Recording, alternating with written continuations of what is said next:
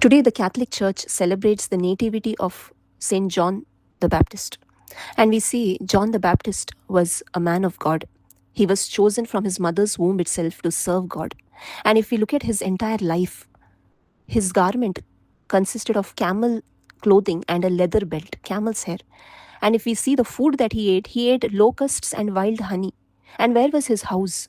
His house was in the wilderness. And we see this kind of a life he lived. And why did he live this kind of a life? It is because he knew his calling.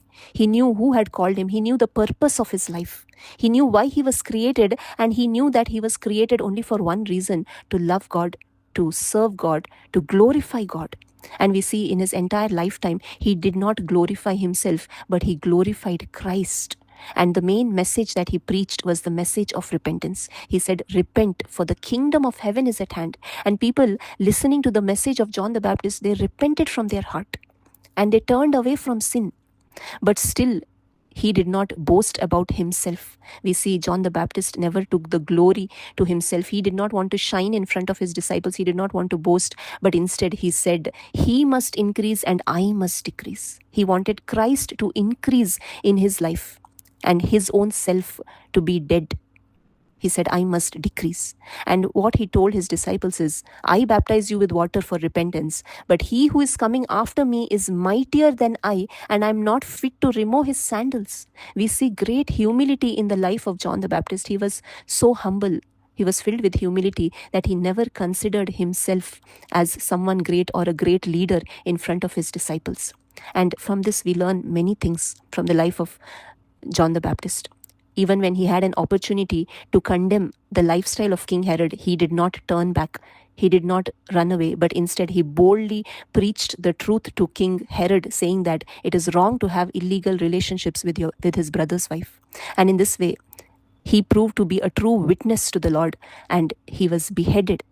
And he glorified the Lord through his lifetime, through his lifestyle. And today, my dear friends, we are also called for the same reason. All of us are also chosen from our mother's womb, just like how John the Baptist was chosen from his mother's womb itself to serve God. Similarly, we are also chosen. We read in Ephesians chapter 1, verses 4 and 5. He chose us in him before the foundation of the world, that we would be holy and blameless before him in love.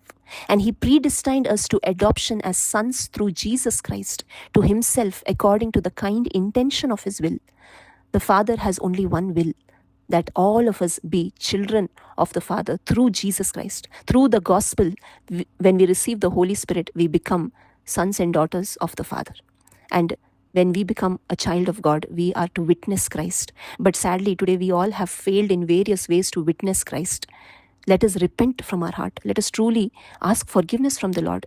Repent and live that life that we are called to. Just like how John the Baptist lived a life pleasing to the Lord, we are also called to live that life pleasing to God, to be true witnesses to Christ wherever we go, not glorifying ourselves, not receiving fame, name, and glory to ourselves, but glorifying Christ through all our works, through our deeds and our actions. Thank you. God bless you.